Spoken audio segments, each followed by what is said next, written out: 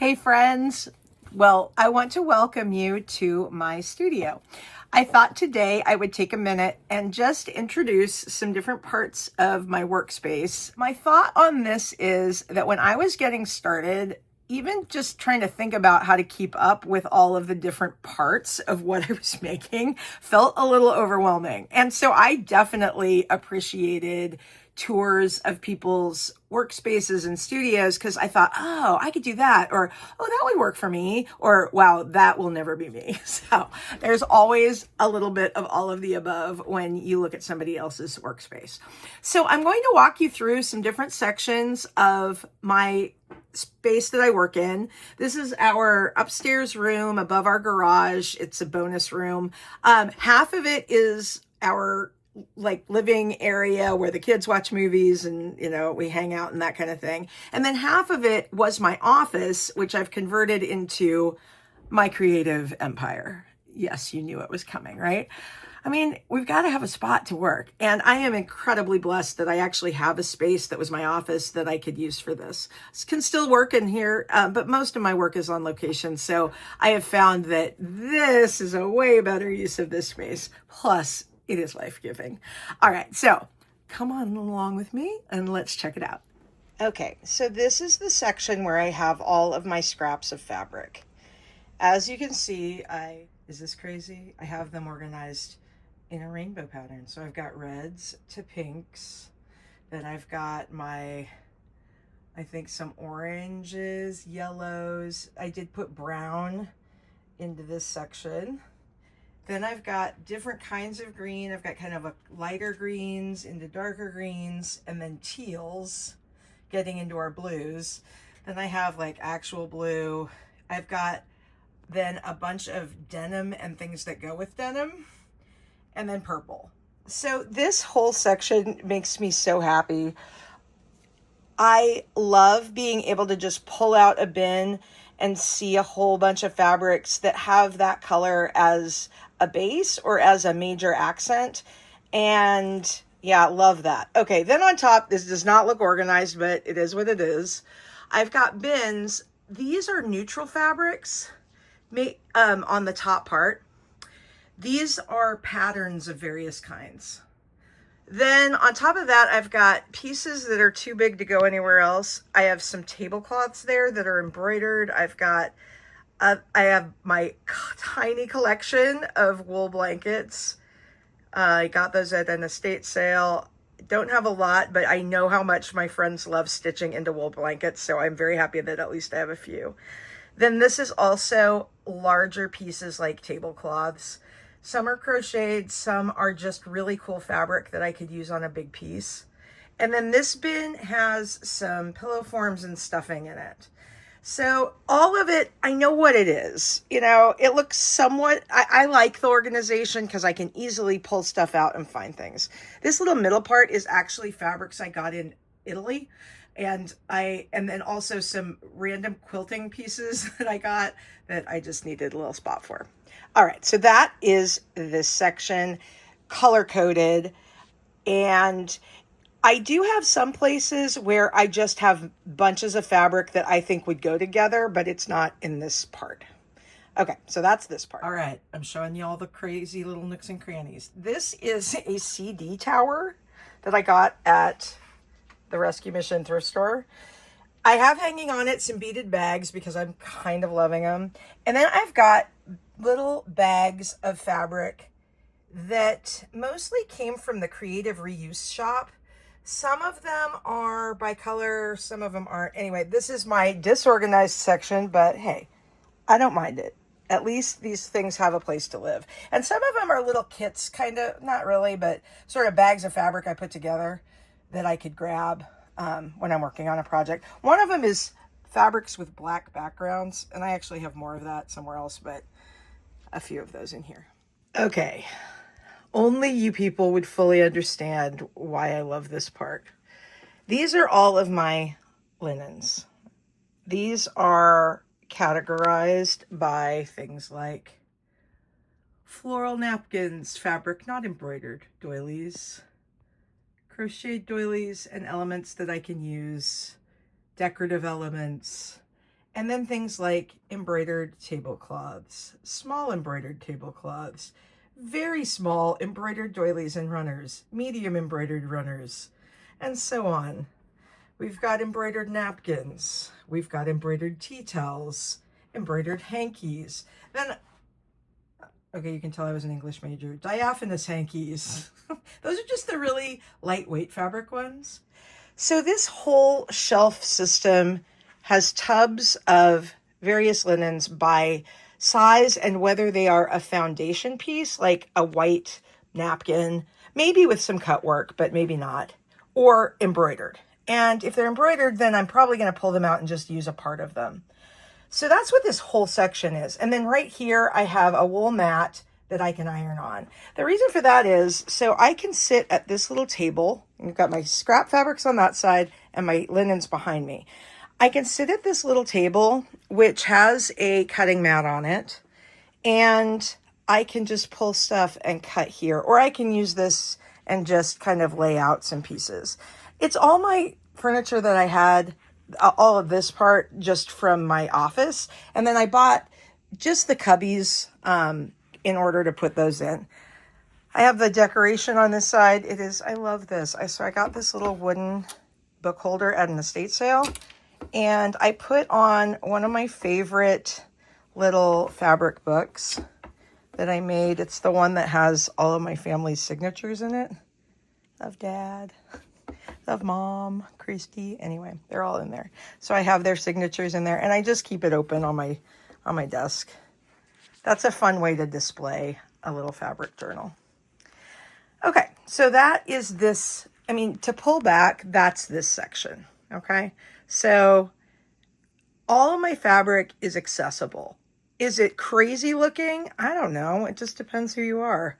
You know, I get that some people wouldn't like the design of it. It's not super pretty, but it's very functional. I'm up here in our bonus room, which is above the garage. And I mean, it's a room we use a lot, but it's out of the way in a sense. There's the door. On the back of the door, I have various linens that would make for a good project. And on this doorknob, I've got beaded handbags because that's how we roll. Okay, so this is this corner of the room. A little while ago, I thought, I'm so getting into antiques. Why not display my salt and pepper shaker collection?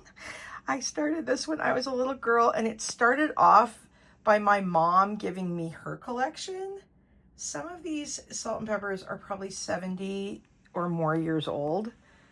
I loved hers. She gave me these little salt and peppers from like the 50s, I think, I want to say.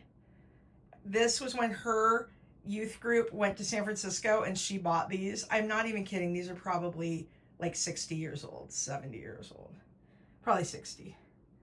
She got these 70 years ago when she went to the Grand Canyon. I mean, isn't that cool? So I was like, why am I not displaying these? So I actually bought this little display cabinet. It was kind of an oak color, and I painted it with a mineral paint, and I just love how it turned out. So, you know, on this shelf, I've got something that does two things. One, it just is my own little connection with antiques. And also it divides the room. So on the other side of the room is our kind of hangout room. My kids have friends here. They watch movies and stuff. And so this serves as a room divider as well as it just gives me a little joy.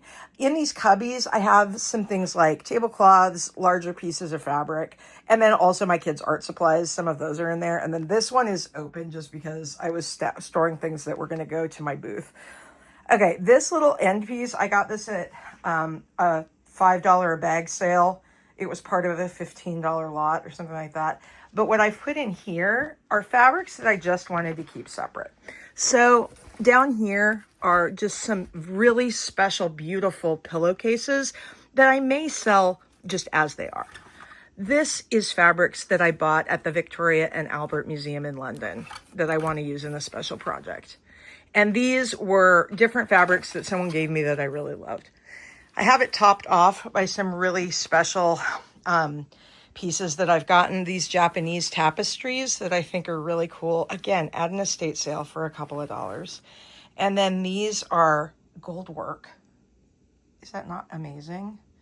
I got a set of these 3. I don't know. I spent maybe at $5 on a set of these 3 tapestries. They're just amazing. So I laid those out because, for one thing, I don't want to fold this silk material. I want it to just lay flat. And also because I love looking at it. So I'm a believer in displaying things that bring you joy, because why not? It's kind of fun. Okay, so these are, when I stand right here, there's our other part of the living room, but I'm going to come back this way. Don't look in that corner. It's where all my recycling is. And so we've got the rest of this room with my ironing station, my cutting station, where I can pull all of my fabrics. Okay, now we come to where I sew and where I make videos. It is, again, I didn't clean up for this. This is just kind of how it is. But I have my sewing machine there. I don't use it a lot, but I do sometimes use it to do some quick seams. And I have a feeling I'll be getting into doing it more because I might start doing some quilting. I don't know. I just see it as a natural progression here. But maybe also if I started making more clothes, I could see myself using my machine more. But one thing about my machine that somebody asked about, I have this ring that sticks to it. I got it from Classy Creations, which is here in Pensacola. It's a little ring that holds all my scissors, and that's incredibly handy. So as you can see, I've been picking buttons. I have a tiny little mini iron here on a very small little wool mat, and that allows me, when I'm sitting here making a video, if I need to press a seam really quickly, I can do that. Okay, trying to think of organization. I had this bookcase here, but I needed a better way to keep things that I'm working on currently. So I hung a curtain rod, and I used some of those little curtain hangers that have clips. And I just have packages of fabric of projects I'm currently working on, or maybe that I just got over here. That way, or I also often will have like some notions or some lace and things like that. And that way I can just grab them and then kind of get them out of my way and put them over there. I love using decorative bowls. I have a ton of them. And over here, I have them with pins and things and trims and things like that that I might want to use in a project. And I have this whole bowl. It's mostly pins and little broken jewelry and whatnot that I could use as closures for my fabric journals. Okay, next shelf up is embroidery floss by color, or at least kind of general, and then one that is not by color. It's got everything in it, so I could just grab it. Although right now I'm working mostly out of some Ziplocs that have a bunch of things in them. This is what I take downstairs. So there are like 5 projects that I'm currently working on. Because focus, I guess I like to have a limited number of things, but I also like to have options. Okay, so buttons, all color coded. This is because of my friend Cheryl, who gave me most of these buttons, and then I've just added to them. So I've got them all in little jars. They're actually, I think they're frozen yogurt jars. They're really cute. Then on this shelf, I have my mom's Bible from when she was little. I love that. And then one that some ladies gave me at our first church. I have my journal from London, which I have shown you in another video. But I've got a few more notions that are tucked up here, more of my favorite little bowls. And then up there, I've got a cantha quilt that I can use for fabric. And then I do have more quilts. I'll show you that in a minute. Okay, so I used to have a ton of quilts just on the floor here under, it's a table that a farmer made for his wife. It has my printer on it. But anyway, I've limited myself to just a few quilt, like remnants and pieces and stuff that I'm currently working on. And there's Maggie. Okay, so I have a basket of those. The rest of them I went ahead and put away in some tubs because it was just overwhelming to have so much fabric on the floor over here. I'd rather have it put away. Okay, being brave, y'all. This is under my table.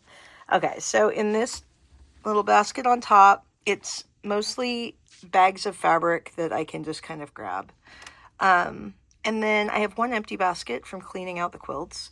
And then most of the quilts are in this tub. It'll keep them from getting dusty, and they're there for when I want to use them. I have a fan down here to make it not hot. And then all of this over here are pillow forms and various kinds of stuffing. I will pick these up, for a few dollars at a yard sale or estate sale. And some of it's from before I started really doing that and, just bought it. But almost everything in here I got either on clearance or at an estate sale. So that has been handy. So my space under the table is used well. And then, of course, up here on my table, it is a folding table, which means that if I'm running my machine or even just working here, I can get some movement. And so I actually attached the arm that holds my camera for video onto the bookcase. If any of you are doing, wanting to do YouTube videos, that's not a bad way to do it. Just attach the arm to something else that you're not working on. And that way, if I bump this, it's not going to cause too many issues. Have I still hit that thing with my head? Why, yes, I have. So, let's see. Over here, I've got a few other things, a bin for things that are in process or just that I want to keep close at hand. I always find pin cushions at estate sales, so I've got a bunch of those.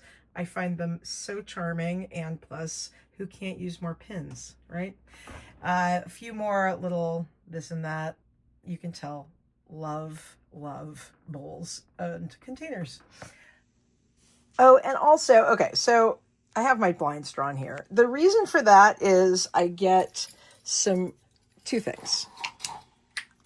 I do love looking out the window. Nice trees, top of my neighbor's house.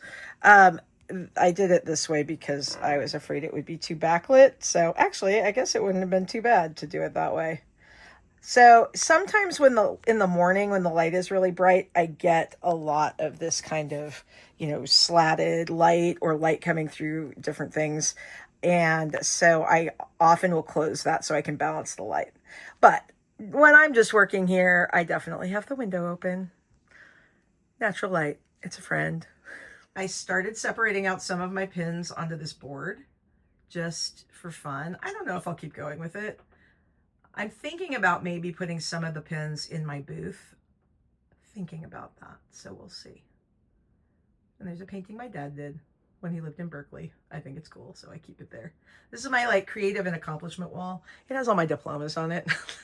Diplomas for things that I'm not necessarily working in, but nothing gets wasted, people.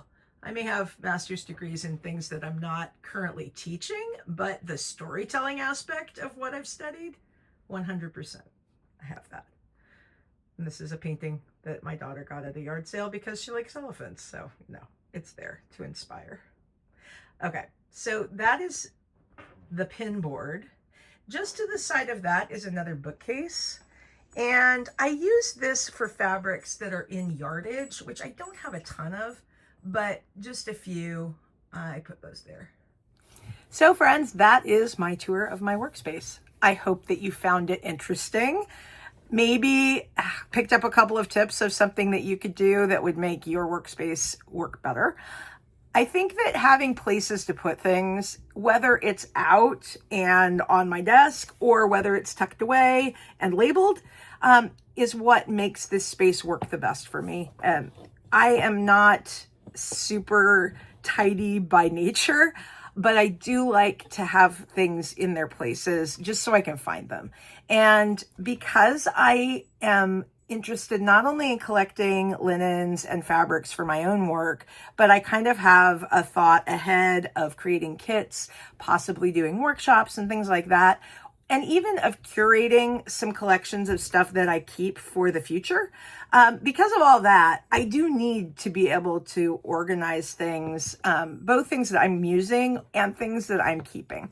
So that's part of my thought process in creating this space. So I hope that you enjoyed. I would love to see your space. So, if you ever create a video, please tag me because I would love to see it. All right, friends, thanks for joining me, and I hope that you have a fabulously creative day. Bye.